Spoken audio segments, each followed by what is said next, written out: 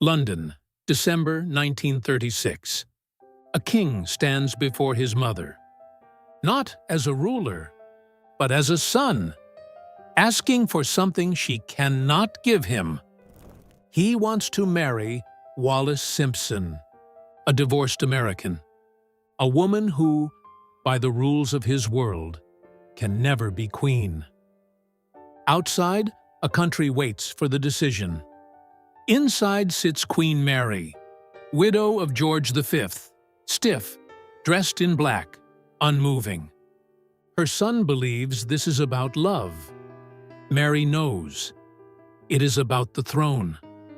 And in this moment, she must choose, not between right and wrong, but between her child and the crown. She chooses the crown. Today, Queen Mary is often seen as a minor figure. Strict, silent, dutiful, the grandmother of Elizabeth II. But that is only the harmless version. Mary lived in an age when monarchies did not fade slowly. They were overthrown, driven out, erased. The Tsar of Russia lost his throne. The German Kaiser went into exile. Europe's royal houses shattered like glass under pressure. While other dynasties vanished, Mary turned the British monarchy into something new, but modern because she was afraid. Afraid of shame, afraid of chaos, afraid of a son who believed a king could be happy in private. Mary is born in 1867 at Kensington Palace. A palace, a title, royal blood. But behind the facade lies insecurity. Her family has rank, but no money. Her mother spends extravagantly. Her father holds a German ducal title, yet politically he is little more than decoration. Then comes the collapse. The family can no longer pay its bills. Creditors close in. In 1883, not yet 16, Mary leaves England with her family. In flight from debt, Florence becomes her exile. Art, churches, galleries. She learns culture. But what matters more is what she learns about power. Power is not splendor. Power is control. Whoever loses control is dropped. And Mary never forgets it. The girl in exile becomes a woman who despises all disorder. Above all, feeling. Queen Victoria recognizes early what Mary possesses: discipline. Victoria is seeking a wife for her grandson, Albert Victor, known as Eddie. He stands high in the line of succession, but he is thought weak and unreliable. Mary is meant to steady him. It is dynastic repair. In 1891, Mary and Eddie are engaged. Then history strikes. Eddie falls ill. Influenza. Pneumonia.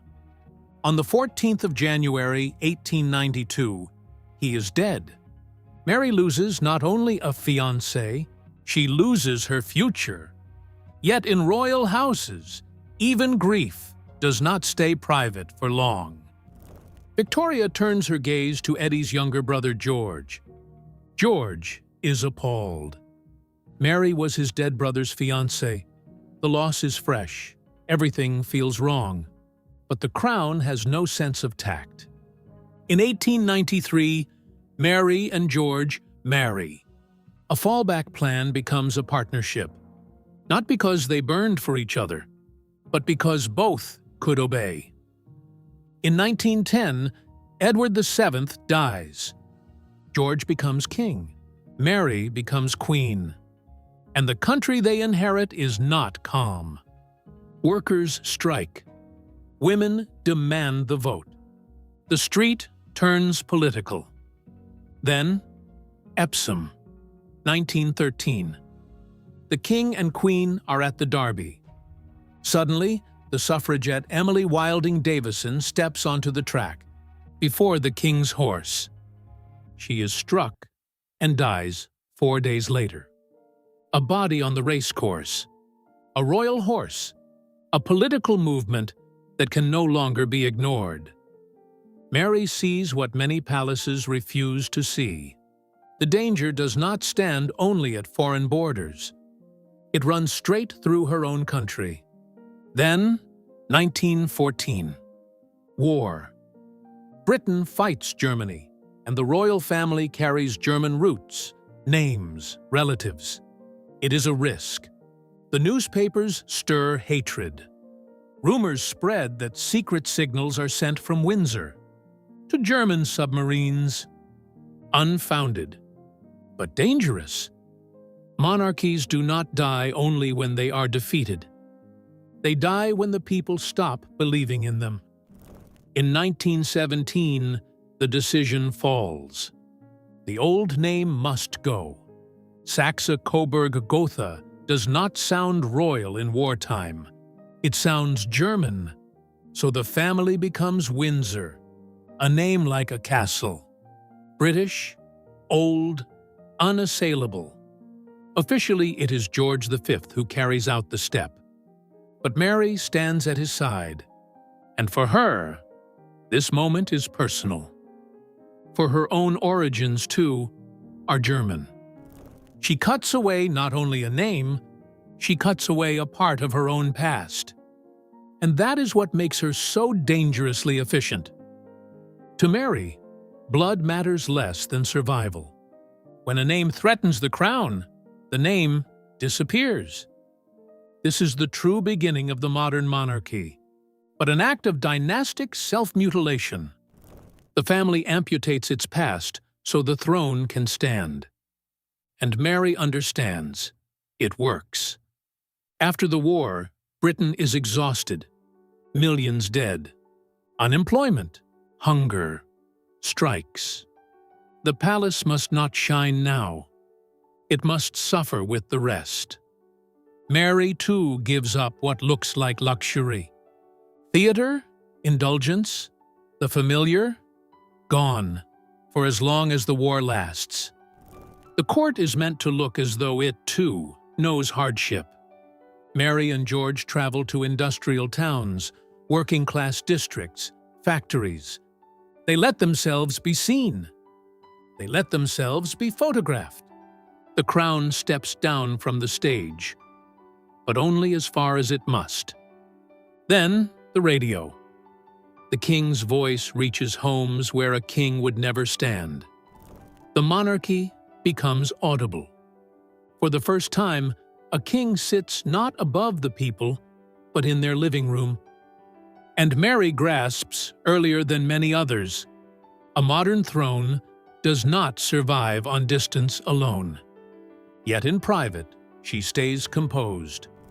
In 1919, her youngest son, John, dies. 13, ill for years and kept from the public eye. Mary grieves, but she grieves alone. No collapse in front of others. She closes the door and carries it by herself. For in her world, pain is allowed. But it must never rule. In 1936, George V dies. Mary loses her husband, her partner, her political ally. And the new king is Edward VIII, her eldest son, charming, elegant, loved by the people, and, in Mary's eyes, dangerously immature. Edward has something Mary almost sees as a moral defect. He wants to be happy. Now. With Wallis Simpson. The problem is not only that she is divorced. The problem is that Edward, as king, is head of the Church of England. His private decision becomes a matter of state. Edward looks for a way out, perhaps to remain king while Wallis does not become queen. But the realm denies him this fantasy. He must choose. Wallis or the crown? And now everything returns. Mary's childhood, the debts, the shame, the exile, the fear of disorder. Her son is about to turn the monarchy into a private wish. For Mary, this is unthinkable. She receives him. She urges him not to do it. But she does not hold him either. Even now, Mary chooses the crown, and against him. On the 11th of December 1936, he speaks to the nation. He says he cannot bear the burden of kingship without the woman he loves. The world hears romance. For Mary, it is surrender. The throne passes to Bertie, George VI, a man with a stammer, with fear of his own voice, a king no one prepared. The monarchy looks wounded, so Mary does what she always does. She steadies the image. In 1937, she appears at her son's coronation. For a queen dowager, this breaks with tradition. But that is exactly why it matters. She sits there not only as a mother, she sits there as a seal. This king is legitimate. This line holds. Then the Second World War. Bombs over London. George VI and his wife become symbols of endurance. But how one endures, that they learned from Mary. Do not yield. Do not complain. Do not explain. Appear. Hold on. Carry on. In 1952, George VI dies. Mary still sees her granddaughter Elizabeth become queen. Then she too dies, weeks before the coronation. Her instruction is clear. The coronation is to go ahead. No delay. Not for her. Then Mary was dead, and the crown went on speaking.